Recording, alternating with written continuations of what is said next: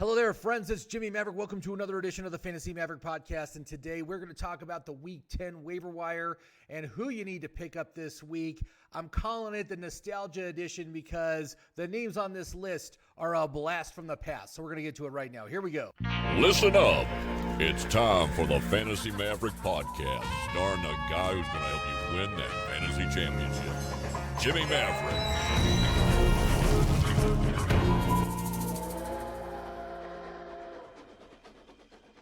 Hello there, friends. It's Jimmy Maverick. Welcome to another edition of the Fantasy Maverick Podcast, coming at you from Santa Fe, New Mexico.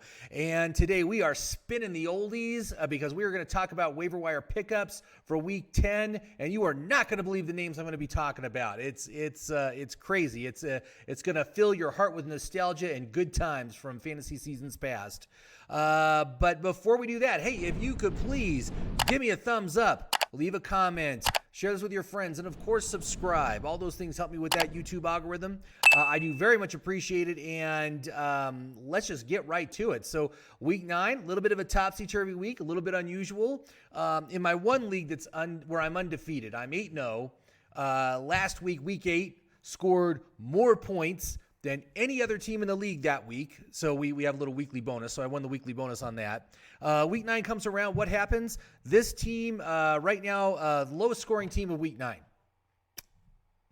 I don't know what to do about that. But on the good side, in the FFPC, I got 3 victories, 3-0, and this is really good because all those teams have been slumping hard mid-season, but getting Christian McCaffrey back in 1, getting George Kittle back, oh man, made a huge difference. So I'm very much breathing a sigh of relief there as we are closing in on the final 3 weeks of this tournament. And just jockeying for position, trying to get in to the playoffs, which is where I think this team will really shine. So anyway, that's what's going on with that. But let's talk about the quarterback streamers for this week. So we got a couple of good ones, and the first one had a bad Week 9, but then I got to remember to check for this, man. Anytime a West Coast team has to travel to the East Coast for an early kickoff, it's usually not a good thing for your fantasy team. It's not a good thing. That's what happened to the Raiders this past week, and they blew it against the Giants of all teams. But it could have been any East Coast team that the Raiders played, and chances are they probably would have lost. But Derek Carr had a particularly bad day last week. But again, I think that's a big reason why they suffered so much. But this week, they get a home game against a struggling Kansas City, and who their defense can't stop anyone, and their offense can't move the ball for some reason. So I think he's a very safe bet to get you 20 points this week. So if you are in need of a quarterback streamer, I think Derek Carr is a great choice. Now, he is 84% rostered, so we're talking about for people that pretty much already have him on their team. The other one who I really like, who's been doing great lately, it's really nice to see him come back so strongly. It's Carson Wentz, who's only 60% rostered, but in 4 of his past 5 games, he's gone over 20 points. He's gotten at least 2 touchdowns in each of the last 6 games. That's very nice. That's a very safe floor that he's providing for you. And although his ceiling isn't as high as some other quarterbacks in the league, I feel his floor has raised up. This team has really come together. You got Jonathan Taylor playing like one of the best running backs in the league right now. You got Pittman, who really has come on good. There's good things happening on this offense. And so I'm very interested to see what they get to do. And Week 10, they get Jacksonville at home. Yes, absolutely. Great streaming starter right there. So those are the 2 that I like the best.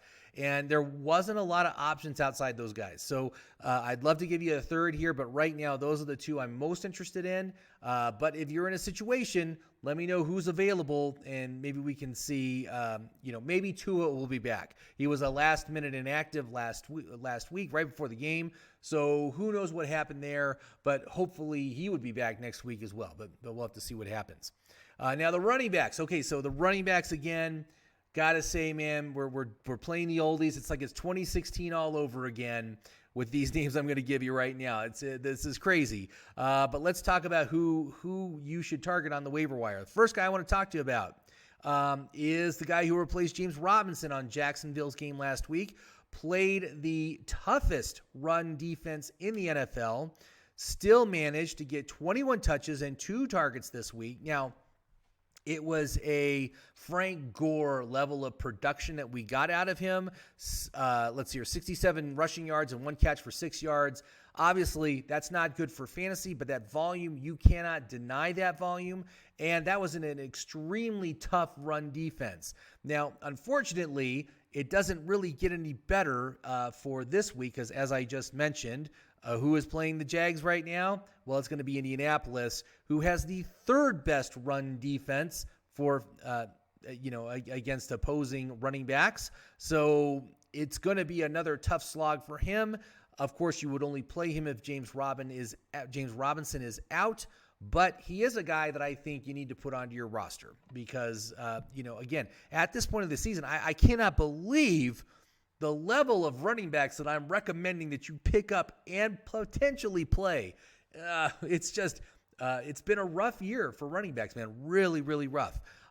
Next name, Jordan Howard, 13% rostered. Now, I talked about the indecipherable 3-way split, 33% each from the 3 running backs of Philadelphia last week, and how I didn't want to run with any of them.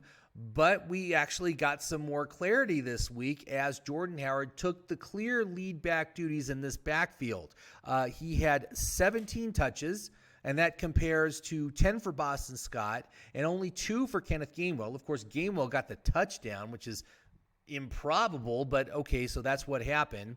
But again, with my threshold for running backs, it's 15 touches and targets. He's over 15. He's only 13% rostered. I think you can pick him up and play him. They get Denver. They are at Denver in week 10. So that could be a tough matchup. But again, if you are in need of a running back, which I know a lot of people are, I think he's a good choice. There's also Devonta Freeman with the Baltimore Ravens. Currently only 20% rostered. With Latavius Murray out again this past week, they once again leaned on Freeman, gave him 13 touches and 3 targets. He turned that into 79 rush yards and a receiving touchdown.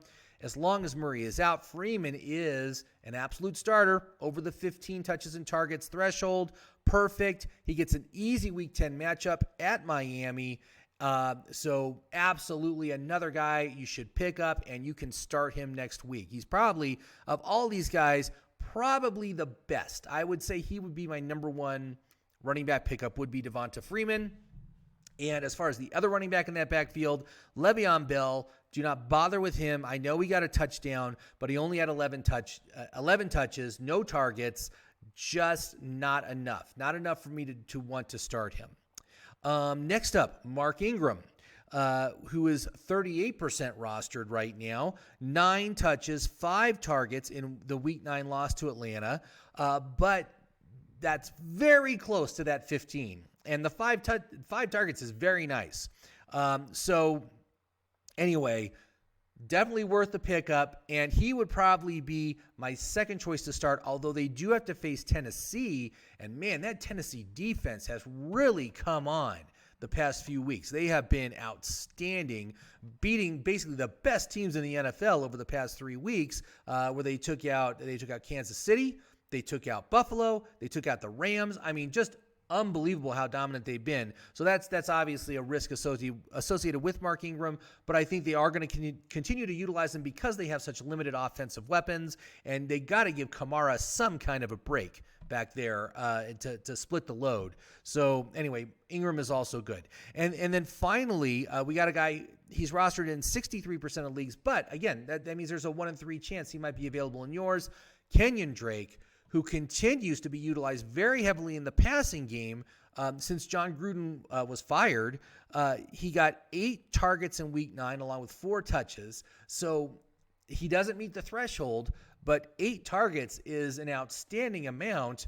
And you know, in a PPR league, I think he would be startable. I wouldn't start him in a standard points league, but PPR, yeah, with that kind of target volume, you're going to be productive. And also, you got the whole situation. Ruggs isn't there anymore. There's a vacuum of targets that need to be spread out to other receivers. I think Kenyon Drake is, and you can see a beneficiary of that. So up next, Kansas City at home. Great. He should be good. Very good choice. So let's move on to the wide receivers. And first wide receiver, I'm surprised. I mean, I know, I watch the fantasy shows and stuff, and they've been talking about picking this guy up for like 3 weeks now. This is like the third week. Better get this guy. You're not going to be able to get him after this week. You better pick him up. Well, it's Rashad Bateman of the Baltimore Ravens. And his volume in the past 3 games, 6 targets, and 8 targets. So for me, this guy, not startable. He's a risky start. But he's been very productive with his limited volume. He's right there. He's right on the border of what I want from a wide receiver, which is 7 targets. And again, they get a nice matchup in Week 10 with Miami, at Miami. So it's going to be a great choice. I think it could be a breakout game for him, possibly. And again, I'd be more comfortable starting him if you have a PPR league. But otherwise, I think he's right there. He's right on the verge. And just pick him up because he's a guy that can really help carry your team through the end of the season. So go check to see if he's available. Another guy who has actually had the exact same utilization over the past 3 weeks is Elijah Moore of the New York Jets. Now, I know with the Jets, you're not expecting much. But again, past 3 weeks, 6 targets, 8 targets. That's pretty good. And obviously, it's a bad Jets team. Obviously, they're going to be in continuous negative game script, which means they're going to have to pass the ball. We don't know who the quarterback is because there have been so many injuries. There's a lot of negatives here, but I got to tell you, man, I think he's worth rostering. He's absolutely worth rostering to get to have this volume available. I would not start him, but he definitely needs to be on your bench. So go with that there. Also, I like Deontay Harris, who's only 15% rostered right now, led his team in targets in Week 9, and it's the second consecutive week he's gotten 7 or more targets. So they're playing Tennessee. So this is Jacksonville, right? I mean, no. I'm sorry, it's the Saints. Again, a team that has very limited offensive options right now, especially since Michael Thomas out for the season. So, again, his prognosis looks good. Matchup is bad for Week 10, but I think he's still worth a roster spot and possibly a start if you are desperate, if you lost a couple of receivers this week because of the bye weeks. We also have, this one's most surprising, Brandon Ayuk.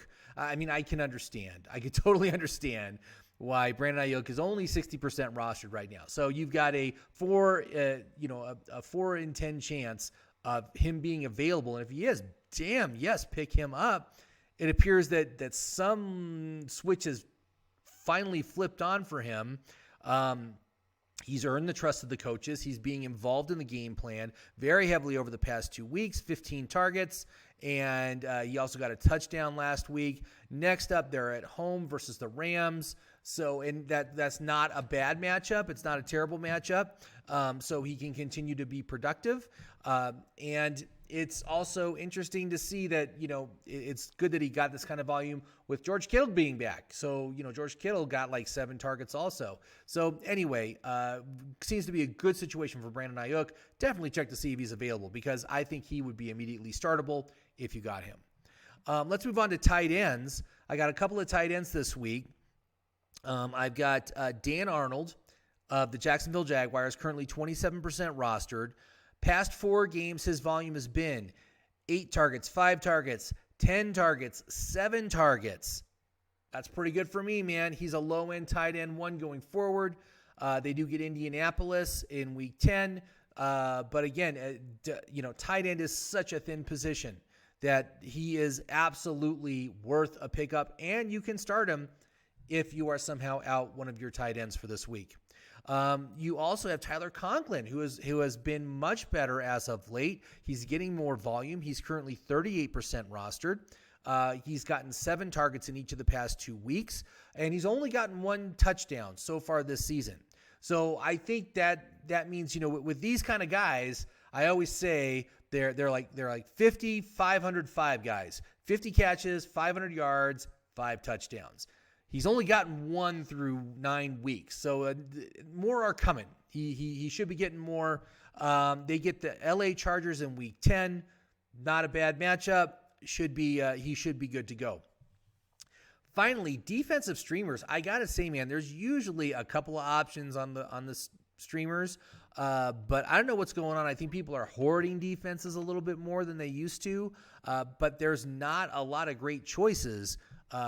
So the only one that I saw that I'm like, oh yes, I definitely need to try to get this defense on my team, and it's the Tennessee Titans, who have just killed it the past 3 weeks. Really, just amazingly. It's amazing how good they've been when they were just so unremarkable for the first part of the season, but then they meet up with the big competition and they show up, and they have been playing great. They've gotten over 10 points in each of the past 3 weeks, which is outstanding for a defense. Just absolutely outstanding. That was by far the toughest part of their schedule was the past 3 weeks, and now they get New Orleans, and then they get Houston. So again, they're playing offensive lightweights the next 2 weeks. So I'm feeling really good about that, and they should continue to rack up fantasy points. They're a top ad for me. You can play them for at least the next 2 weeks. I forget who their matchup is in like week 12, and I was like thinking, oh, that's not as good. But shoot, with the way they've been playing, who cares? You're gonna be able to start them because they've just been playing lights out on that defense. So just outstanding. So anyway, there you go. Those are my pickups. Go check your waiver wire, and put some waiver claims on these guys. And again, when the waivers clear on Wednesday, check the waiver wire again just to see who people drop, because again, there's a lot of churn going on with all of these bye weeks that are happening. People are being brought, picked up to start for a bye week, and then the bye week's over, they get dumped back off onto the waiver wire because they don't have the room for them. And you can find really good options there. So it's a 2-step process. Make your waiver claims for these guys, and then after the waivers clear, just check the waivers to see if anybody of note fell. And you can oftentimes find a good player, and you just can pick them right up, or it might be on a waiver claim for like to clear on Thursday or Friday. You just put a waiver claim, because a lot of people don't do that. A lot of people don't check the waiver wire after the waivers clear. So it's a disadvantage to them and advantage to you. So anyway, hey, thank you very much for watching. Thank you very much for sticking your way through the whole video. I do appreciate it. I'm going to be back tomorrow with all of the starts and sits. So definitely want to check that out. And anyway, thank you very much for watching. Have yourself a great fantasy day. I hope your fantasy teams are doing good, and we need to get ready for the playoffs. They're coming up pretty quickly here. It's only like another 5 weeks, 6 weeks. I guess we got 6 weeks till the playoffs start. But anyway, they're gonna be here before you know it. It's just amazing how fast the fantasy season goes. After all the offseason, you just do all this prep for all the offseason, and then the season just moves so quickly. We're already into the 3rd month of the season. It's like, that's crazy. But anyway, have yourself a good day, everybody. We'll talk to you soon.